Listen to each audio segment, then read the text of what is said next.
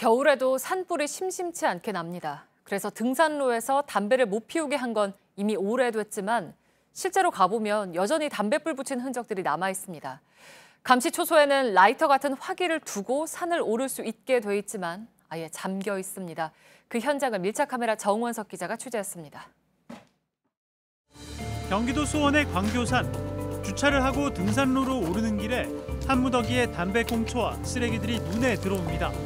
말라붙은 낙엽에 행여 옮겨 붓기라도 한다면 불은 번질 수도 있었습니다. 산림법상 산 주변 100m 이내에서 담배를 피우는 것은 엄연한 불법입니다.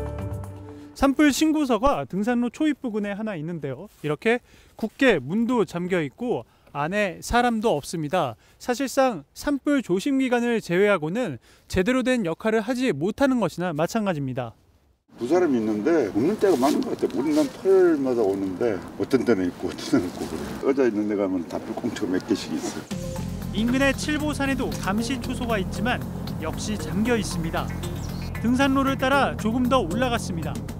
산 중턱에도 산불 감시탑이 있습니다. 이렇게 올라가는 입구부터 잠금 장치를 걸어뒀는데 한번 올라가 보겠습니다. 올라가서 봐도 잠겨 있기는 매한 가지인데요.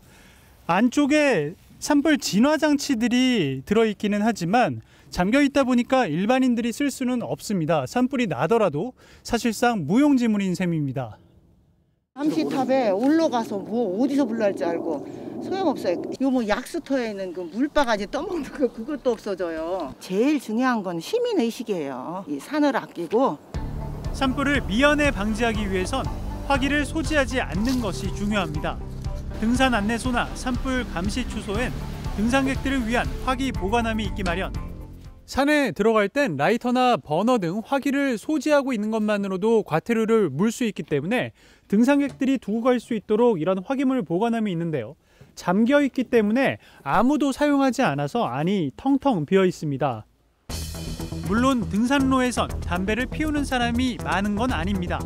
전보다 담배 피운 흔적을 찾기 어려운 것도 사실입니다.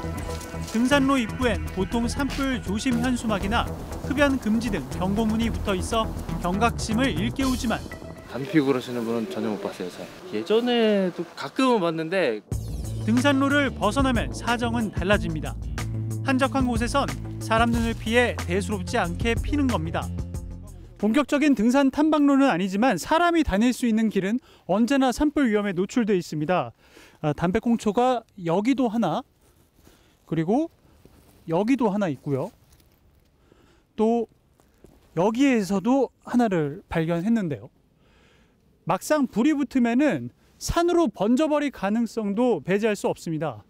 근데 여기 등산로가 아니잖아. 그러니까는 무연중에 펴. 그래서 저희가 많아 담배꽁초가 처음엔 불이 안 나요. 근데 어느 정도 지나면 이게 불이 붙어가지고 또 바람 불면 불씨가 날아다녀. 그래서 위험한 거예요.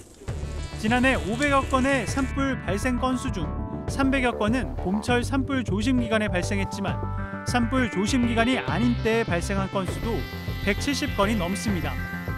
인적이 드문 등산로 한복판에서도 누군가 피고 버린 꽁초를 볼 수 있는데요. 바싹 마른 낙엽들이 불쏘시개가 될 수 있는 만큼 겨울철 산은 산불에 취약할 수밖에 없다는 사실, 산행하는 우리 스스로가 잊지 말아야 할 것입니다. 밀착카메라 정원석입니다.